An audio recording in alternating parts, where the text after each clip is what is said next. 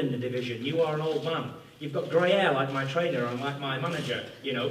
This is a young man versus an old man. You look old. You've got wrinkles in your face. I'm not surprised if you haven't had Botox as well, you know. It is what it is. You look old. Old guy, young, fresh guy. Old man. Listen, history does not lie. History says all old champions move over for the new ones. I am the new one. Is this man an ultimate specimen of a man? Is he a machine, a robot? No, he's blood, guts and bone. Listen, is he better than all the great champions from the past? I think not. And all the great champions from the past are 39 years old, are over the hill or on the decline rapidly. Listen, you are old in boxing terms at 39. Listen, are you better than Larry Holmes, Muhammad Ali, Mike Tyson, Joe Frazier? All the great champions from the past showed age and decline from your age.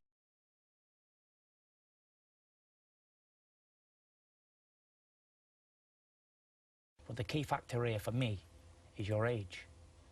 And it's my ability and my opportunity you can't judge my age. To make your age catch up with you. No matter how hard you train, how good you feel. You can't compete with young athletes.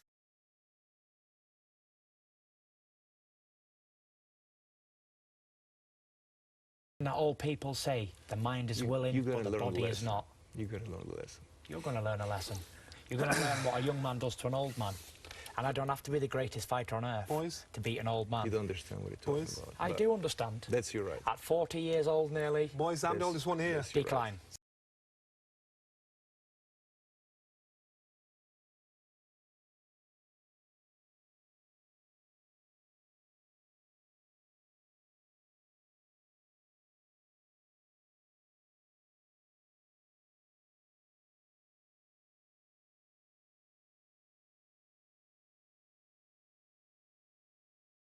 Deontay Wilder wipes the mat with him, that you destroy him. And people argue with me, but you have an exciting style. You knock out people. You bring it. It's not even a contest, Deontay. You destroy Tyson Fury. So if a fight did happen with you and Fury, how do you see it unfolding? Most definitely knock Fury out. Most definitely, hands down, knock Fury out. My style is awkward style that I bring to the table. I'm much faster. I'm much stronger. I'm much athletic. I'm much mobile. I'm everything above, much good looking. You know what I mean? Everything that you can name, I'm 10 times better than him. You know, and they know it too. You know, so yeah. Like I said, anybody that tries to deny that I'm not the man, then they're gonna be looking foolish trying to explain why I'm not. You know, everything about me is so much better and different than Fury. You know, a lot of these guys don't understand. They don't understand how I'm doing the things I'm doing. A lot of my opponents, you know, they don't figure out, like, how the hell to beat this guy. He got an awkward style to be a tall fighter and the things that he can do. In each and every fight that I do, I reveal something different from me that what I'm capable of doing. Now people know that I'm one of the best that can fight going backwards. So you can't fucking pressure me. Anybody that try to pressure me is going to lose. You can't pressure me. I love southpaws. I can fight in the inside. I got one of the best jabs in the business. I throw more punches than any heavyweight out here. My accuracy is, I'm more accurate than any heavyweight in the business. My right hand is a killer. You know, what more do I have to say?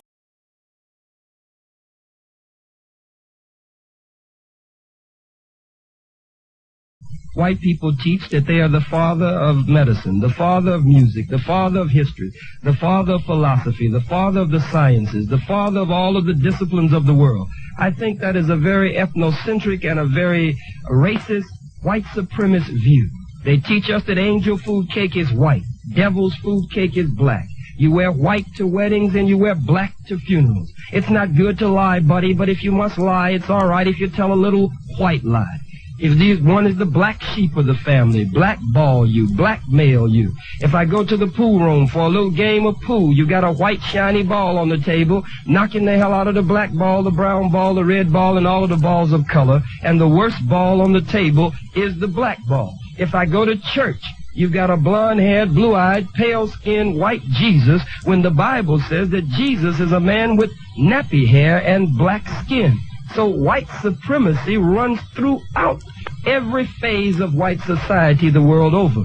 So my position on this show this morning is not to establish some grandiose and way out black supremacy, but to fight white supremacy and meet it head on. And do you think most Americans, especially white America, is racist and against you to the degree that you're... Of course, most white Americans. What percentage would you say? The United States government boasts about the fact that it is a government where where the majority rules and the minority has to go along with the majority. So what degree of Americans... And so if you have an overwhelming majority of white folks who are so fair and good-hearted in America, why haven't your overwhelming majority of white folks stepped forward to do something about the wretched condition of black people here in America? Oh, haven't we made some strides in terms of... No strides since 1960, none at all. No, let me say why I mean that. I would like you to explain that. During Reconstruction here in America, there was a civil rights bill passed at that time.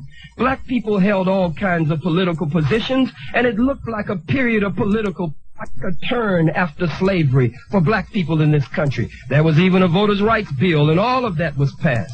But when white folks got sick of that, they blocked the doors of Congress. They drove black people out of all the political positions. And so 100 years after that civil rights bill, another civil rights bill had to be formed and fashioned. Now we're debating and arguing with George Bush over the voters' rights bill. We already had one. That means it wasn't worth the paper that it was written on. Look at all the treaties that the white man signed with our brothers and sisters, the Red Indian. Treaties that would wrap around the globe and then some, and broke every treaty that he signed with the Indians. We can't trust that anymore. Can't trust it. Let me ask you this. Why is it then that so many... Let me ask you a question. Why is it then that so many African Americans today are making it in an inclusive society? Why are they becoming successful? Why are they prospering if America were as racist as you're describing it today? I'm talking about mainstreams like Oprah Winfrey, the multitude of talented black African American athletes in our society, the talented African American business people in our society, the Colin Powells, the Arsenio Halls, and the list, the Bill Cosbys, the list goes on and on and on. Are these all Uncle Toms? Have these people sold out? How would you describe and categorize these successful blacks in our society? These are very God-gifted and very talented black people. But they are also, Mr. Hannity, exceptions to the rule.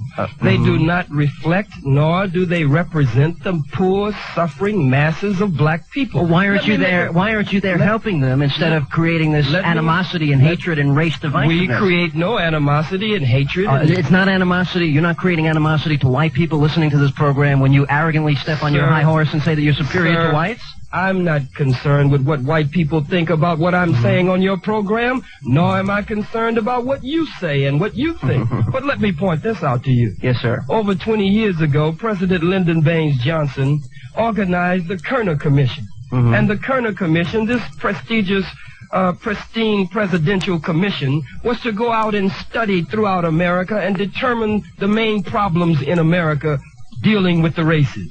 They came back with conclusive proof to the president and to the White House that the number one problem in America today is white racism. They said there are two major situations here.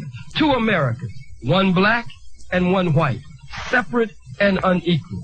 20 years later, today, the Kerner Commission has reconvened, and they say that the problems of yesterday are worse today than they were yesterday. It makes no difference that black people are mayors and that black people are public elected officials. The masses of black people are still catching hell, and if our condition is worse, in spite of all of these, what appears to be surface window dressing gains, then it really means nothing.